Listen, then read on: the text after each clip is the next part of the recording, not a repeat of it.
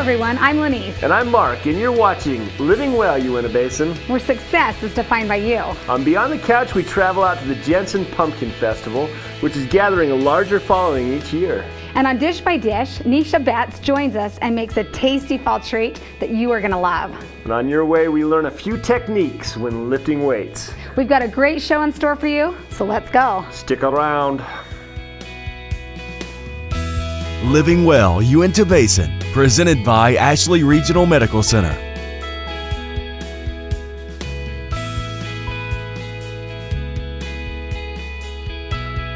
Living Well, Beyond the Couch. We got the Great Jensen Pumpkin Festival. It's our 18th annual festival here in Jensen. Started out with a little community event, and we've got lots of events going on, pumpkin displays, lots of little games and stuff for kids to play, live music, bonfire, food booths, that kind of stuff. Yeah, when this started, it was actually about like 100 people, and it was just apple cider and cookies, no big deal. There were no events like this, and so it's turned into something huge.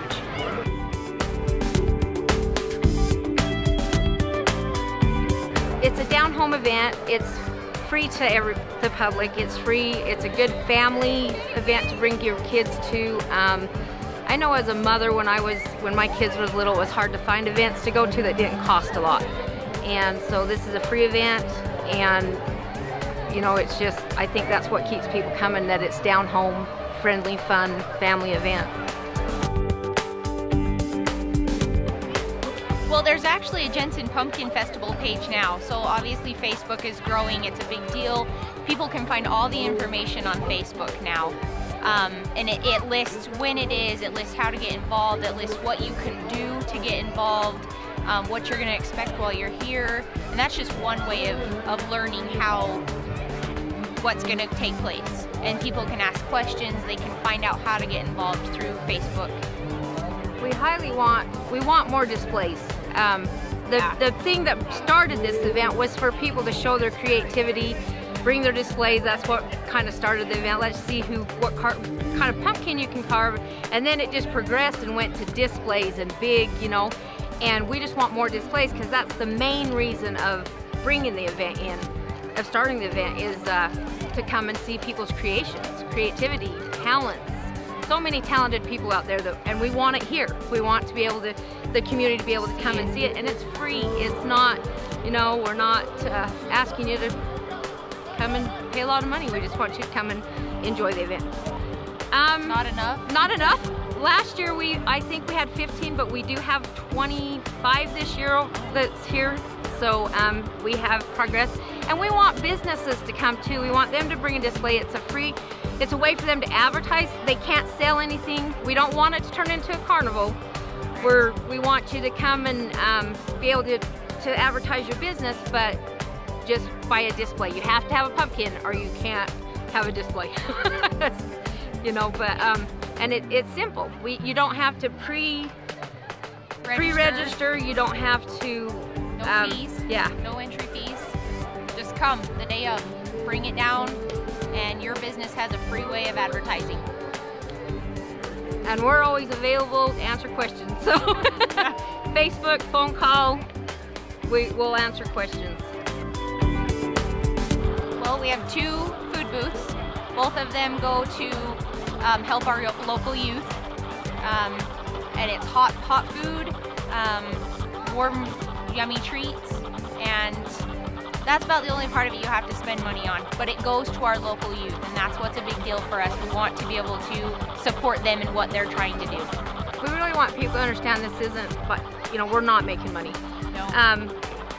Usually the young women booth, it's donated to somebody that, you know, maybe with cancer, or you know, some kind of medical, or in need of any kind of assistance. We also have the parking across the road. It is $3 to park there, but it always goes to a local youth group. It don't, you know, the money is used. It's important. Now we do accept donations because obviously it does cost money to give treats out and stuff, you know. But other than that, you know, if you want to donate, that's great. If you want to eat, that's the only thing you're gonna have to pay for it. Yeah, we rely completely on sponsorship. So it's a big deal to us to get those donations, get those sponsorships, or we can't continue to do this. You know, each year, like she was saying, it started out with maybe 100 people, and we're estimating that we have 3,000, close to 3,000 people come to this. And it's awesome. It's awesome to watch them come in and see it. So. Yeah, and like I see all the Facebook posts, I see people get on there and say, I can't wait for this, this is amazing. You know, they're tagging their friends in the Facebook post saying, let's go, let's go, let's go. So this is something you have to go to. Yeah, so I see the responses from people on Facebook and how excited they're getting, and they're tagging their friends and they're saying, save the date, this is great. You know, I had a young guy come and help me do the hay maze this year, and he's not from here, and he had asked me, he's like, why is this such a big deal? And I said, well, this went from like 100 people to 3,000 people. I said, so it's a big deal. And he's like, whoa, you know, so yeah, it's a big deal. and we wouldn't do it if we didn't love it.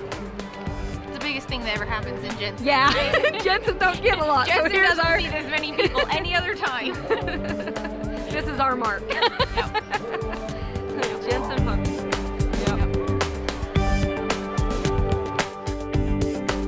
When we say we want help, like she said, we don't want it to turn into a carnival. So we're not looking for businesses to come and sell things. We're not looking for it to turn into, you know, but if a business wants to donate a cash donation that goes to buying the things that we need, then yeah, that's excellent.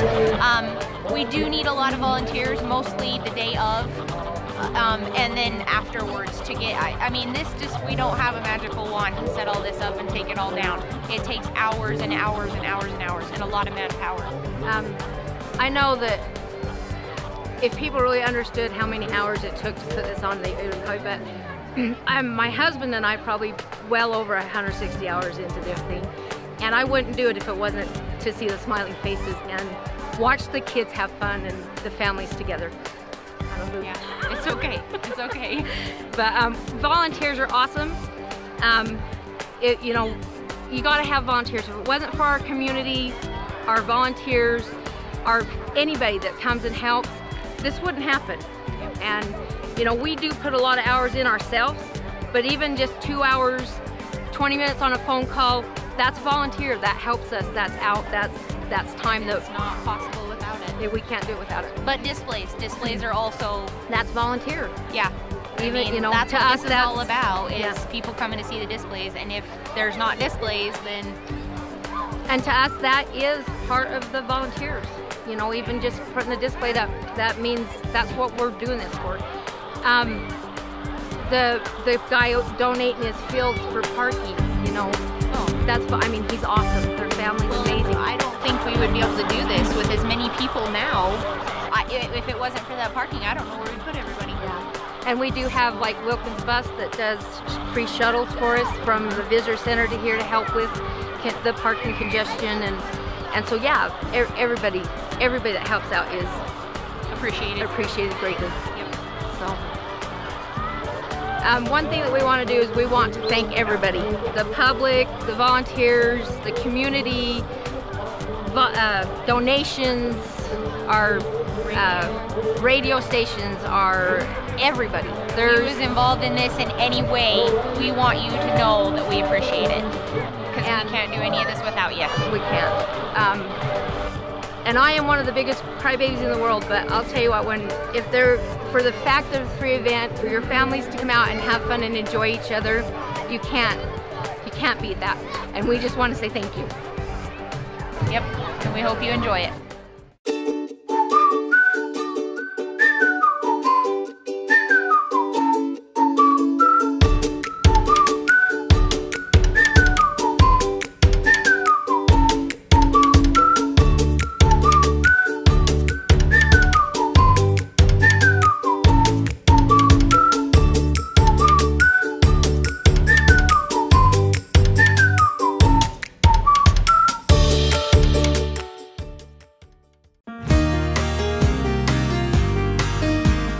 What do you expect from your health care? A physician you can trust. An up-to-date facility with a friendly staff. Compassionate nurses. Healthcare professionals who will do their very best every day to keep you and your family healthy. At Ashley Regional Medical Center, this is our mission because this is our community and our hospital. Warriors Warehouse has the preventative and natural products you need to improve your overall health.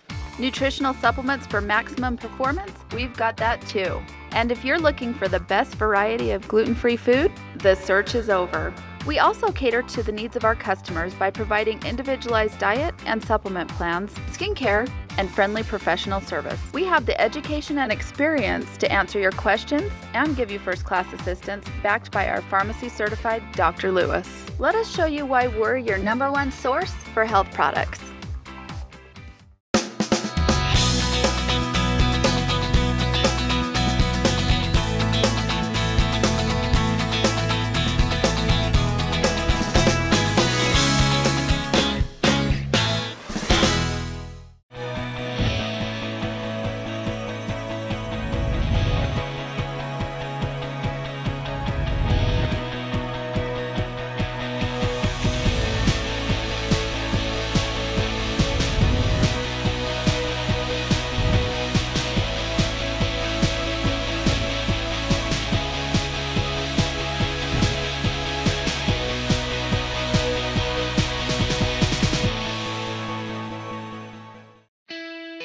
Living Well Health and Wellness Tip brought to you by Warriors Warehouse.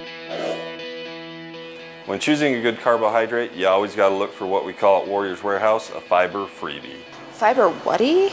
That's right, a fiber freebie. So fiber is a carbohydrate that gives you 0 calories.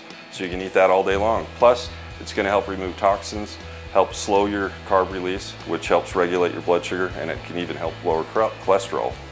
Come get all your fiber products at Warriors Warehouse, 1060 West, Market Drive, Suite 1, right behind McDonald's and Smith's. Living well, your way. Hi, I'm Jeannie with Warriors Warehouse, and we're here today at the Rec Center to have our Team Warrior demonstrate proper lifting techniques. So we're going to be going through some of the core lifts that are basics as far as building muscle, kind of getting compound movements that cover multiple parts of the body. We're going to go over those technique-wise so that you get the best bang for your buck. All right, well let's get to it and let Trevor do all the hard work. So the first lift that we're going to cover is the bread and butter to any weightlifter or power lifter, and that's going to be the squat. And what better person to have you demonstrate that technique than Quadzilla or Trevor Hawkins.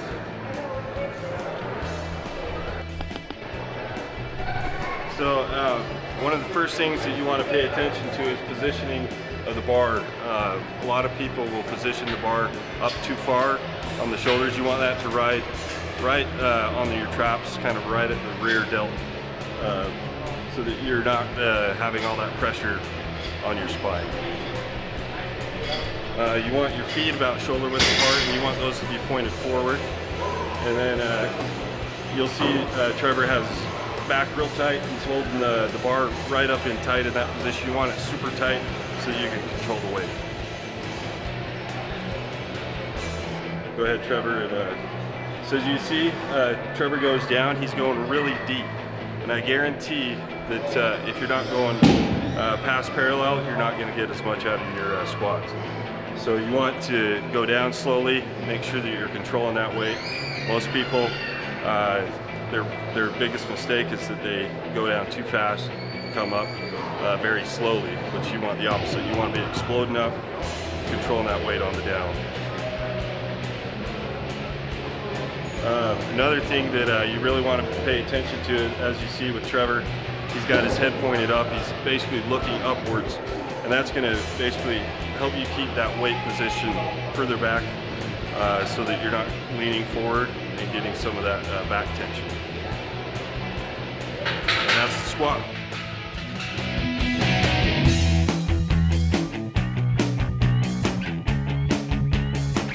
So now we're here with Tony, and we're going to go on to the next lift.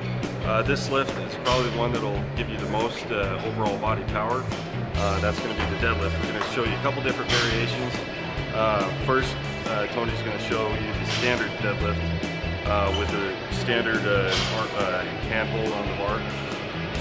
So one thing you want to make sure of on your foot placement, you're about shoulder width apart, slightly pointed outwards.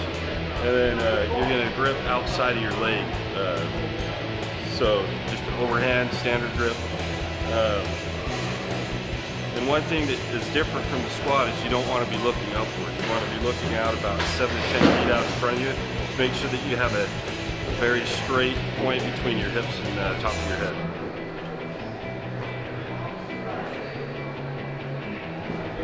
So as you can see, Tony keeps the bar super tight. You want that to stay as close to your body as possible to make sure that you have that weight centered over your body.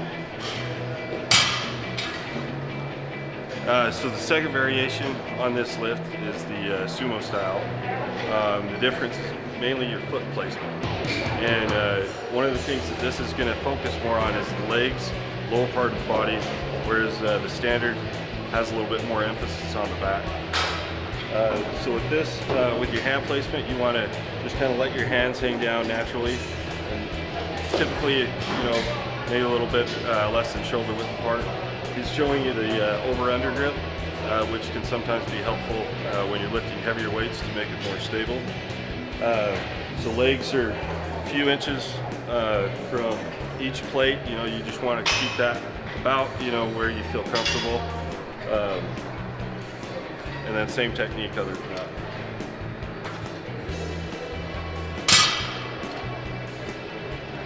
So one thing that the sumo style will help you with is typically you can do a lot more weight because you have a lot more of that leg power coming in, which is where most of your power is going to be coming from. So next we're going to go on and we're going to show you a little bit about some of the bench technique.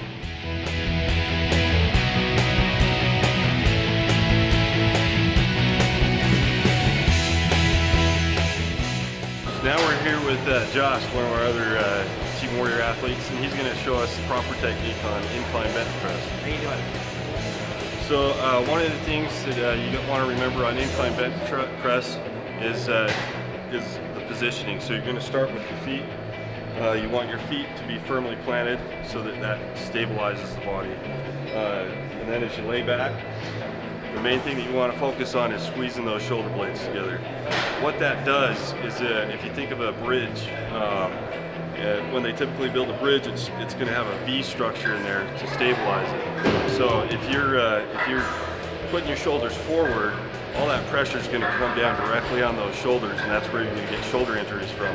So you want to make sure that those shoulders are as far back as you can put them, so that all that weight is focused in a V right on the bench, so that it's going to stabilize you. So you're going to get your shoulders back. On the hand placement, make sure that you don't go too wide, because that also is going to put more pressure on those shoulders, and that's the worst injury that you want, is the shoulder injury. So typically when you come down with the bar and your arm is about a square, that's about the right placement for hands on the bar. So he's got his hands placed here.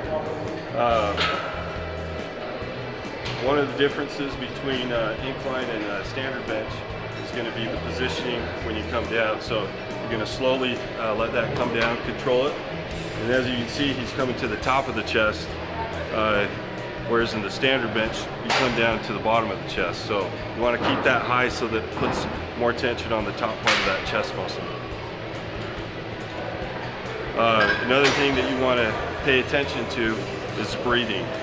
So as you go down on your negative, you want to inhale, allow that oxygen to come into the lungs, and then as you press, you're going to exhale out. So you got to breathe while you're lifting. If you're not breathing, it's not going to go so well. So thanks a lot, Josh. Next we're going to go on. We have a few ladies from Team Warrior. They're going to show you a little bit on some lunges and some bicep technique.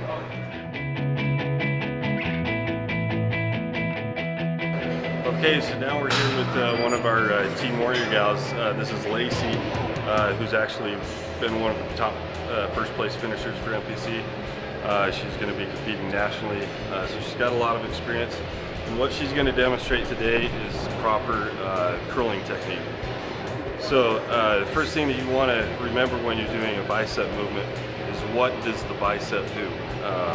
So a lot of people, you all know that it moves up and down, but it also supinates the forearm, and it also causes some shoulder flexion. So those two things are two things that a lot of people forget about. So as you notice, when Lacey starts, she's got her hand in with her palm facing towards the camera, and as she curls it up, she's going to supinate that arm so that her palm's facing upwards. And so what that does is it gives you a better peak contraction because you're getting a full contraction of the muscle rather than just partial. So if you're just doing a standard hammer curl, that doesn't get you a full contraction of the bicep like the supination curl does, like this that she's showing you here. The other thing that you really want to pay attention to is control. Most people curl way too much weight, and they use a lot of momentum, and they use a lot of cheek curls and a lot of back movements. So worst thing you can do is use momentum to swing that weight up and then let gravity pull it down, because that does nothing for the muscle. You want to make sure that you keep tension on that muscle 100% of the time, because when the tension's on that muscle, that's when it's going to cause it to grow. So thanks, Lacey.